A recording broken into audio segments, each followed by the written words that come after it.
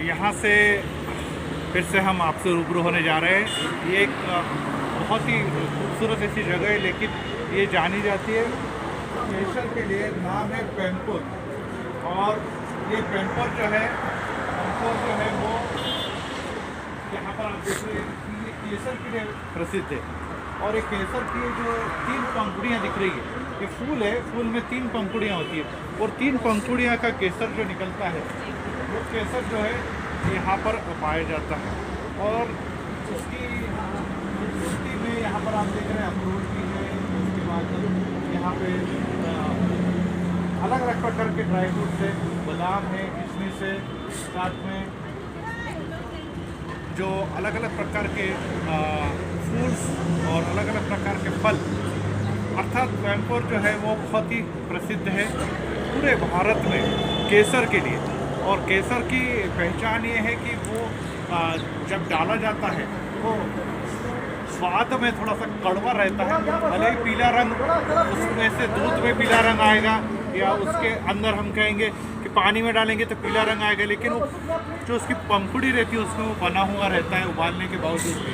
ये उसकी महत्वपूर्ण पहचान है, और यहाँ पर ये सब बातें मिलती है। और इस हाईवे से जाने वाले सभी लोग जो है यहाँ पर अलग दिखते हैं। बाजू में अगर पीछे की तरफ बड़ी खेती है, अभी ये सब बर्फ़ से ढकी हुई है, लेकिन जब ये बर्फ़ पिघल जाएगी तो लगे हुए केसर की छोटे छोटे पौधे उगेंगे। इतने बड़े बड़े पौधे होते हैं, और उसमें इस प्रकार के फूल आते हैं। उसके अंदर इस प्रकार की जो हम कहेंगे कि पंखुड़ियों के बीच में जो भाग होता है, वहाँ पर केसर के भाग निकलते हैं, और वो हम स्वास्थ्य के लिए, बहुत सारी बीमारियों के लिए, स्वाद के लिए और सेहत के लिए बहुत ही अच्छे होते हैं। तो कोयम्बटूर से ओजस के साथ रेवरेंड सुधीर चौहान आपसे रूबरू यहाँ से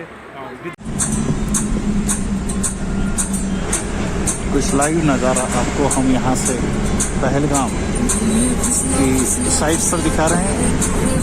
चूर देवदार के ऊंचे ऊंचे पेड़, पीछे हुई बर्फ, और साथ में यहाँ पर खूबसूरत ग्लेशियर्स आपको दूर पर दिखाई दे रहे हैं। ये ग्लेशियर जो है ये साल भर बर्फ से ढके होते हैं, लेकिन नीचे जैसे जैसे तापमान बढ़ते जाता है ये बर्फ पिघलती जाती है, और इस प्रकार की जो चश्मे या हम कहेंगे कि छोटी सी नदियाँ इसमें बदलती जाती है।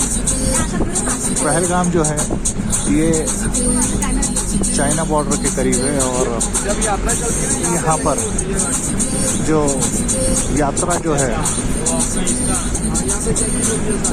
ये आपको चेक पोस्ट दिखाई दे रहा है। यहाँ से आपको यात्राएं जो है वो गुजरती है, चेक पोस्ट है। यहाँ से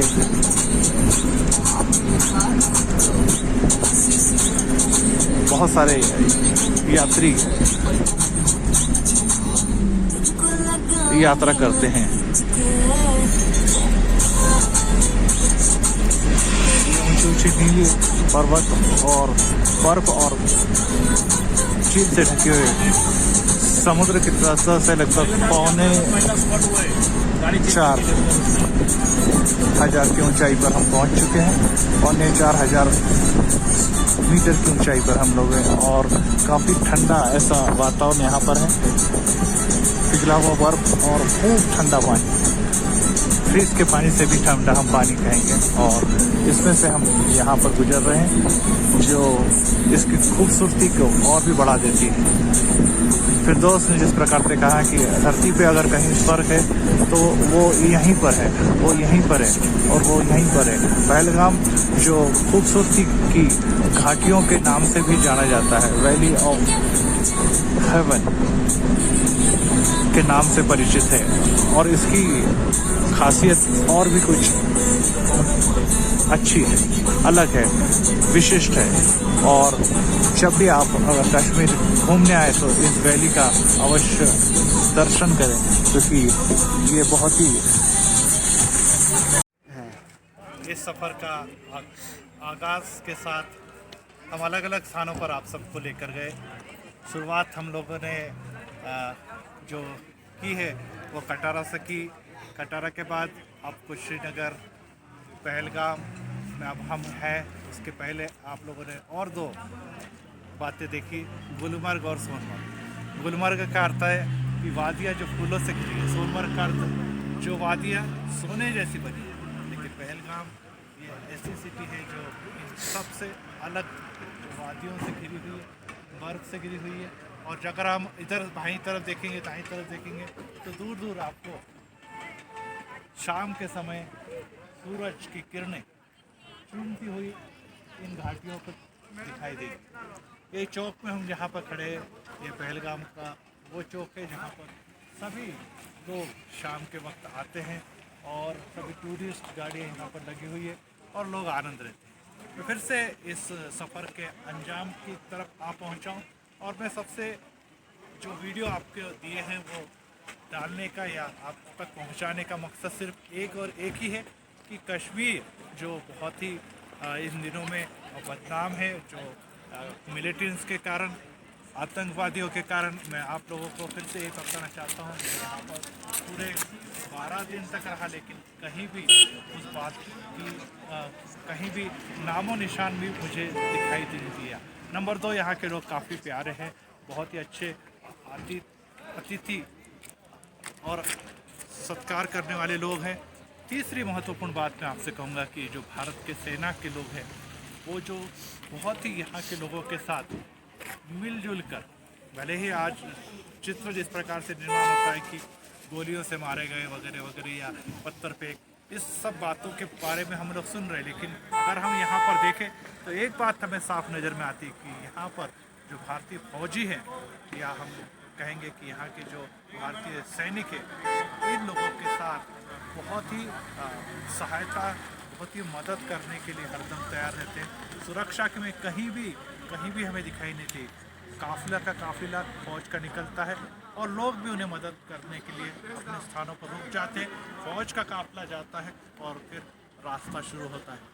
और तीसरी अंतिम बात मैं आपको बताना चाहूँगा कि यहाँ गरीबी, बहुत ही गरीबी है और यहाँ पर कोरोना ने इन गरीब जो यहाँ के लोग हैं, जो सिर्फ टूरिस्ट पर ही निर्भर है, जहाँ का अधिकांश माहौल, और वो टूरिस्ट जब कोरोना के कारण यहाँ पर नहीं पहुँचे तो ये गरीबी के हालात बहुत ही हद तक बढ़ चुके हैं।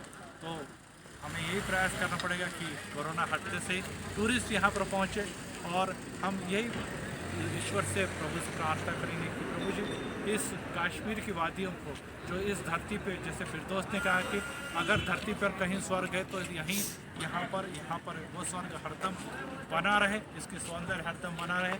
जो खूबसूरत लोग यहाँ हैं वो खूबसूरती यहाँ पे टिकी रहे और प्यार और सभी प्रकार का सुकून यहाँ पर हरदम बना रहे। और हम जैसे लोग जो अलग अलग राज्यों से या अलग अलग देशों से यहाँ पर टूरिस्ट के रूप में पहुँचते हैं, इनके आवभग, इनके स्वागत के साथ साथ जो ये माहौल का आनंद है वो हरदम इस कश्मीर में टिका रहे। इसलिए फिर से एक बार इस कश्मीर को हम सैल्यूट करते हैं, यहाँ के लोगों को सैल्यूट करते हैं और ईश्वर से यही कामना करते हैं कि कश्मीर का स्वर्ग हरदम बना रहे, इसी प्रकार से उज्जवल ये बना रहे, यहाँ सुख शांति और अमन चैन हमेशा खिला रहे। इस संदेश के साथ कैमरामैन ओजस के साथ रेवरेंड सुधीर चौहान यहाँ पर आपसे विदा लेता है और संभव हुआ तो और आगे हम मिलते रहेंगे। यहीं पे हम रुकते हैं। God bless you. तो वो आपको